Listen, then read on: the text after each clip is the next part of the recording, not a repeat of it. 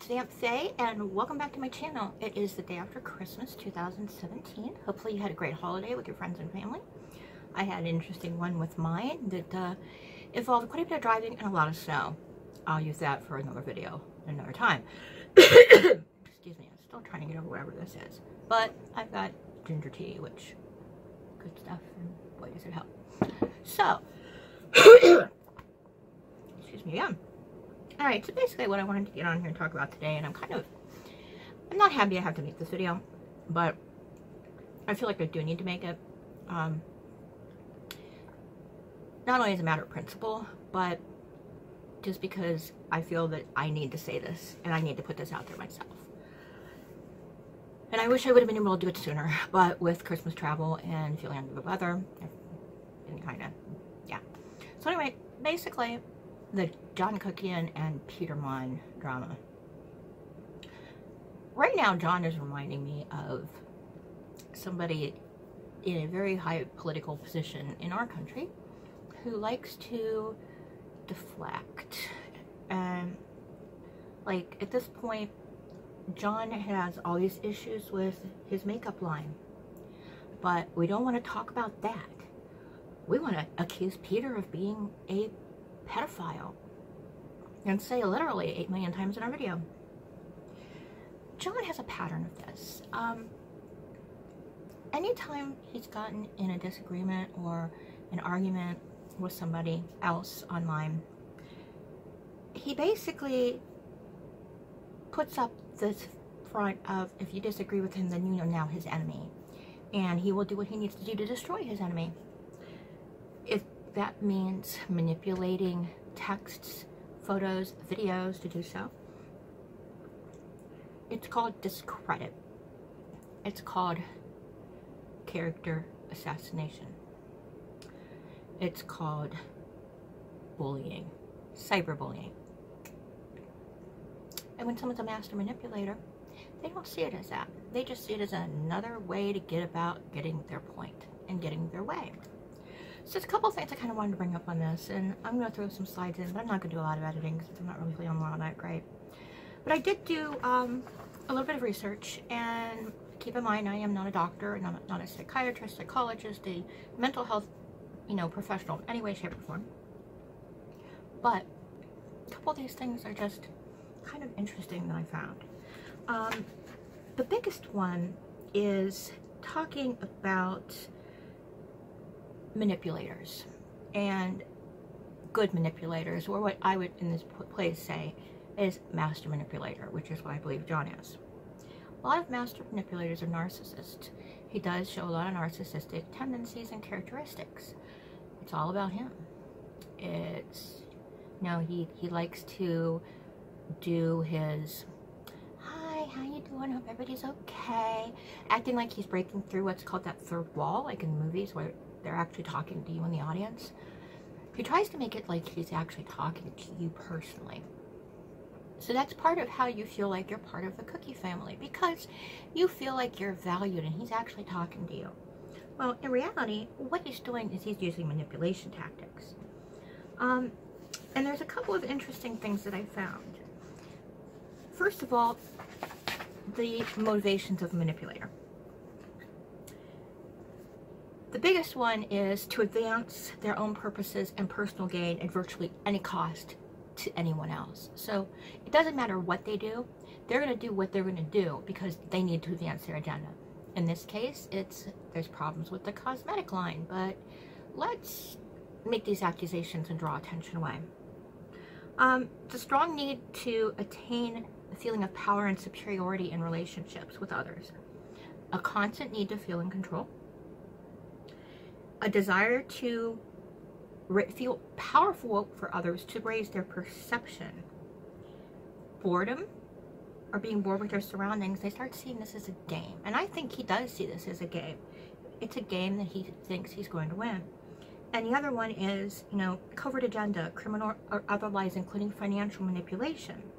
This happens a lot of times with the elderly who get scammed with, telephone calls and things like that. But he definitely fits the profile of a master manipulator and of a narcissist. And one of the things that I found in looking on Wikipedia was that there is a book called The Psychopathology of Everyday Life, How to Deal with Manipulated People. The author's name is Cantor. And he says that there's people out there who are more vulnerable to psychopathic manipulators, such as this. Those are people that tend to be dependent on others. They feel like they need to be loved.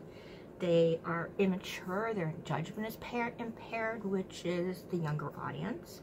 Naive. Can't believe there's dishonest people in this world. This guy's so nice to me. Why would he be dishonest? Trusting. They'd love to trust people because they don't like to see the bad in people. I'm one of those people. I like to trust people, but I've learned in my life that you can't trust everybody, and I also follow my gut instincts. If I think something's wrong, something probably is wrong. A lot of times, lonely people, they're looking to be a part of something, hence the Kuckian family. Our Kuckian fam, part of a group. Impulsive, making snap decisions on things, especially what to do without consulting others. And I'm sure he didn't consult anybody other than, you know, who may have helped him do some of the Photoshop editing for any of this. Materialistic. They want get-rich-quick schemes. We've seen this over and over again with this individual. I think that at this point, Peter definitely has put some tips and stuff out there that it sounds like that he has legal representation and that there may be some legal issues involved from this. I hope there are, and I think Peter's in a position more to be able to handle it at this point than what John would be, especially that so many people have stepped forward and are saying they stand with Peter. If I was in a position to contribute financially to a GoFundMe to help with a legal cause, you better believe I would with this, because I don't think that any of this is legit. I think it's all smoke and mirrors. It's all smoke and mirrors to detract from the real issue, which is cosmetics that are getting people's hands that are obviously, you know, made in China, not high quality, giving people eye infections and chemical burns. I watched up one video with a guy who he had put the eyeshadow in his eyes and his eyes were all red and bloodshot. He said he left it on for 7 hours. You know, it's just a lot of things don't sit right with this whole situation with me. And I do believe that the certain individuals that aren't speaking out, especially the drama channels, the ones that are his friends, are purposely not speaking out, and I do think that they are a party to all of this. Regardless of whether one is saying he was abused as a child, I was abused as a child and as an adult, and yet here I am. I'm still sitting here and I'm still putting this out there. I've watched pretty much everything that Peter's put up to the current point of this video. I give him kudos for staying strong through all of this, especially with it being at the holidays, especially with it being at, you know, coming at a point when he's celebrating another anniversary of sobriety. That's another tactic here. I think the attack is meant to be something to throw him off of that sobriety wagon. And, you know, in talking about saying that whatever licensures he has needs to be pulled, I did do a little bit of digging. It's not hard for the state of Indiana. Every state has a database where you can check the licensure of licensed individuals regardless of what the licenses are. Some states have bigger databases than others. I did look at Indiana's, and he did have a certification in detox acupuncture that he did let lapse in 2008, which is right around the timeline where he said that he quit working with the teens because his mom was out. So again, documentation, Peter, you know, and I had no idea that if I Googled how to fake a text conversation that I would come up with 6 million hits. I had no idea that there was an app for that, but apparently there's an app for everything. So at this point, I mean, I'm just kind of, you know, I definitely stand with Peter in this, and I give him kudos for the way he's handled it with grace and dignity, and nobody deserves to be cyberbullied. And I'm going to end this with a quote that came from one of the last videos I watched of Peter's. The quote is important. When you choose to support somebody, think carefully about what you are supporting.